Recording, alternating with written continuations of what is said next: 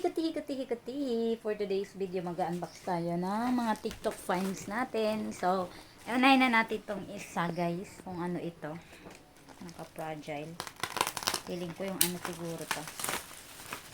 Unboxing tayo. Para sa mga naghahanap ng ganito din. Diba? Ngayon nyo. Isa ko sa mga nahanap nyo ay ayan. Ito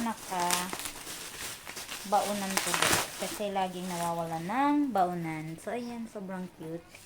Kita nyo naman. Ang cute na lagayan. Ganyan siya. For the lunch box. The zipper. Natin yung laman. So, ayan. Insulated na yung loob para hindi agad lumamig yung inyong pagkain. Tapos, itong kinuha natin is dalawa ng lunch box. So, ganito siya. Ito ko sa inyo guys. Ayan. O, diba naka-close pa talaga yan. Safe na, nakasilyado pa. So, ganito siya. Dalawain ko na natin. Pero merong tatlo. May square nito guys. Nasa sa inyo kung anong gusto nyo. Ito lang kasi naglitan ko para katamtamo lang yung size. At hindi naman, ano ba yun? Bakit ba nandyan yung pusa na yan? Ayan. So, labas nga muna. Wait nga lang guys. May nanggugulong pusa dito. Pababalabasin ko muna. Nag-aaway. Wait lang ha.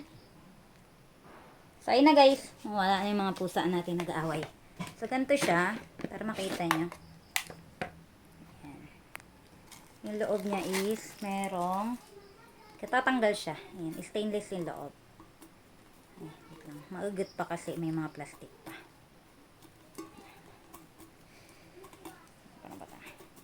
Plastic pa kasi.